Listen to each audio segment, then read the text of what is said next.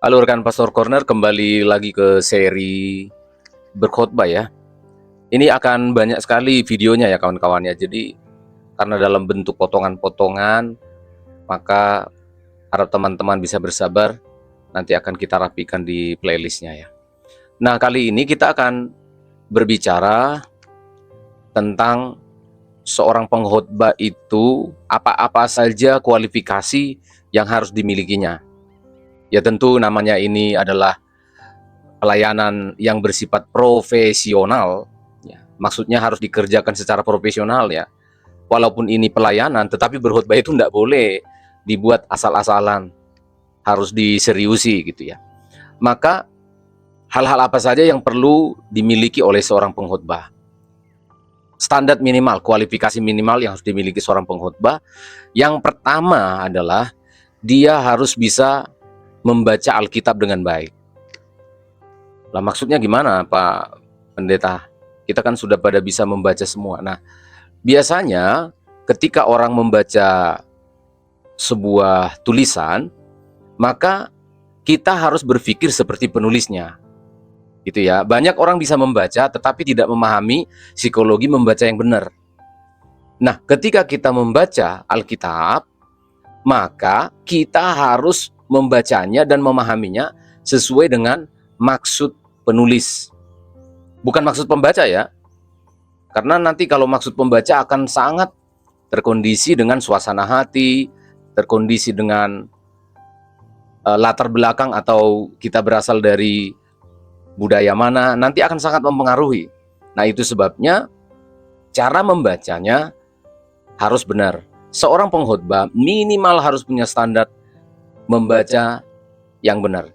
Kita harus mendekati Alkitab, membaca Alkitab sesuai dengan maksud penulis. Saya ulangi berkali-kali, harus sesuai dengan maksud penulis.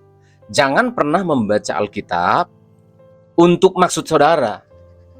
Inilah yang disebut dengan kesalahan dalam menafsir. Jangan sampai ketika kita membaca Alkitab, kita memasukkan maksud kita terlebih dahulu. Padahal tulisan yang ada di Alkitab itu dimaksudkan oleh penulis dengan tujuannya, dengan maksudnya. Nah, dalam hal ini, penulis Alkitab itu ada banyak orang ya.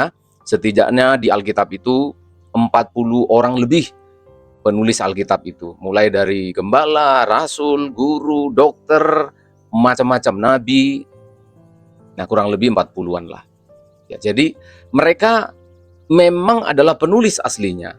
Tetapi ada lagi, selain dari maksud para penulis itu, para rasul itu, para nabi itu, Mazmur itu, maka maksud yang utama yang harus kita temukan dari penulisan Alkitab itu adalah maksud Allah.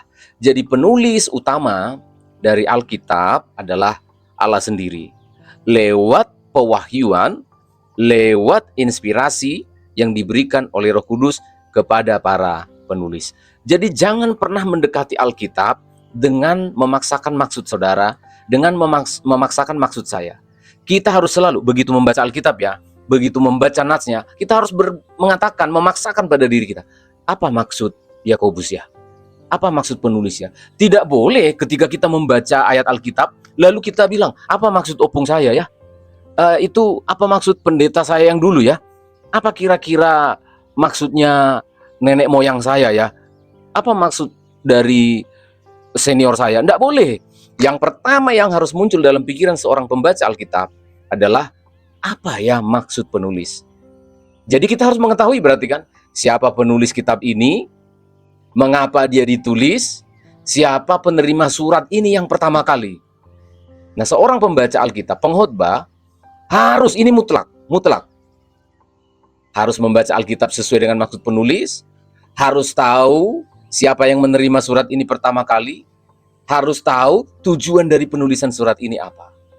Nah, maka langkah selanjutnya nanti akan lebih aman. Karena berbahaya sekali. Tuhan sangat marah sekali. Mereka menyampaikan firman tetapi bukan maksudku yang disampaikan, tapi menurut maunya mereka sendiri. Berbahaya. Berbahaya. Saya selalu mengatakan, jangan sampai kita berbuat dosa pada saat kita melakukan sesuatu yang baik, berkhotbah. Jangan. Lebih baik kita berbuat dosa beneran di luar sana. Jahat-jahat beneran. Saya tidak menyarankan, tapi maksud saya jangan sampai kita berbuat dosa justru pada saat kita melakukan sesuatu yang rohani. Bagi saya itu sangat menyedihkan. Tuhan memberkati kita.